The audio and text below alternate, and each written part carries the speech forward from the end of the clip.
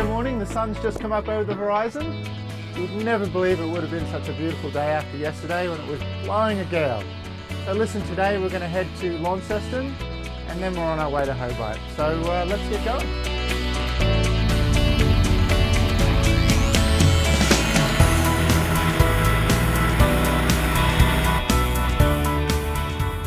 Well, those roaring 40s kicked in with a vengeance last night, so it was a good thing Sally Ann had ensured the aircraft was securely tied down at Devonport. Frontal activity and the associated low cloud and strong winds are very common across Tasmania, so don't take any shortcuts and always prepare for the worst. We're flying down the coast from Devonport. How are we going to get to Launceston today, Sal? Okay, what we're going to do, Alex, is track down the Tamar River. What we have to look out for is that we've got control steps above us, so we've got to navigate and make sure with our VTC that we don't infringe any of that controlled airspace before we get a clearance. Just up ahead there's Georgetown ALA. That's quite a busy ALA, I believe, so I'm just monitoring that CETA frequency and the second radio.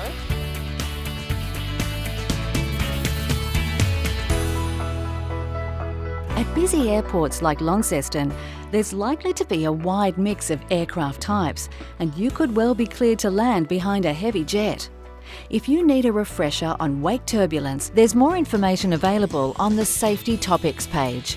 Flying in and around Tassie, the subject of weather seems to come up a lot. In any sort of low cloud and high terrain, there are going to be some serious tracking decisions to make. Flying VFR, you don't want to get caught in weather like this pilot has, so it's important to make your decisions early. One of the issues we have here is because it is so mountainous and the weather can deteriorate quite rapidly, there's physically nowhere to hold. So when you see a forecast with an inter or tempo, look at the general forecast and see what it's like. And often an alternate is a much, much better decision.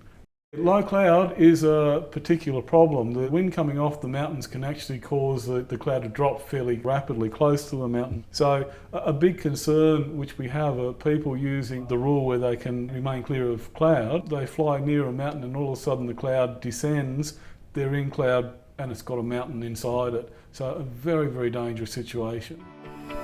Echo Delta Delta, clear for takeoff, make left turn. Clear for takeoff, make left turn, Echo Delta Delta. Sally Ann's been given her takeoff clearance from Launceston Tower and will follow ATC instructions for her departure through the controlled airspace. Particularly on long flights, take the time to look outside. Tasmania dishes up some beautiful countryside below as our crew makes their way down through the centre of the island towards Hobart.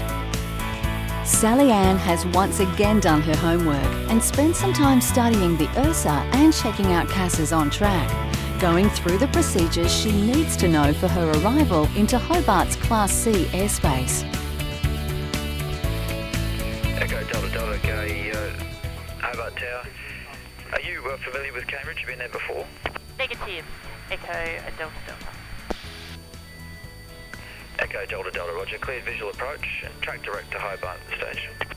Direct to Hobart and cleared visual approach, Echo Delta Delta. Echo Delta Delta, report sighting a Virgin 737 just airborne off runway 30 at Hobart. Okay, got him spotted. Traffic sighted, Echo Delta Delta. Air traffic control at Hobart have given Sally Ann traffic information about a departing Virgin 737 off Hobart's runway 30. It's important to physically locate any aircraft ATC have alerted you to before confirming the sighting back to ATC. Always remember that ATC is there to help you. If you're heading from Victoria across to Tasmania, Bass Strait, I guess the major issues there is that we do tend to get quite a bit of cloud along the north coast with any sort of onshore flow, so any sort of northwest to northeasterly flow, there's some cloud there, and just depends on the situation as to how low that cloud gets. Often Bass Strait itself will be relatively clear and the cloud just builds as it builds up against the hills over Tasmania, so you run into the cloud as soon as you hit the actual land, so you can find that's fairly clear over the water and then cloud building up over land. So that's probably one of the major issues on your way across.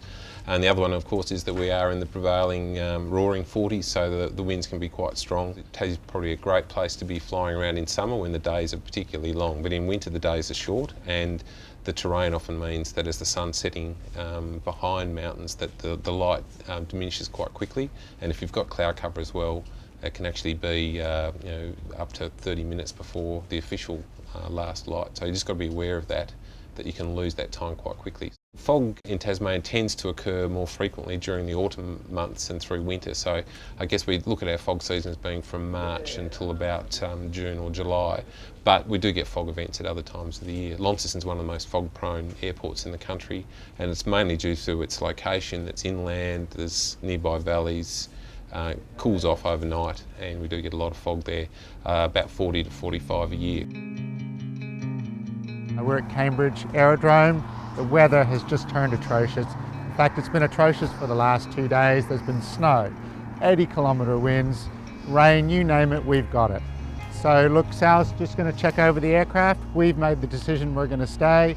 She's even rung the forecaster, the local aviation forecaster, who's just issued a tempo for the area, which means unstable weather, cloud down to 500 feet.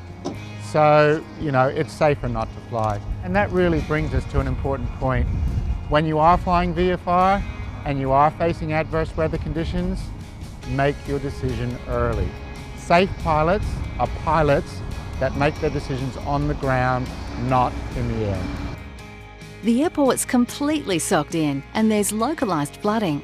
So for the moment, the crew's grounded in Hobart and the forecast is not looking good. Tune in next episode and let's hope things improve.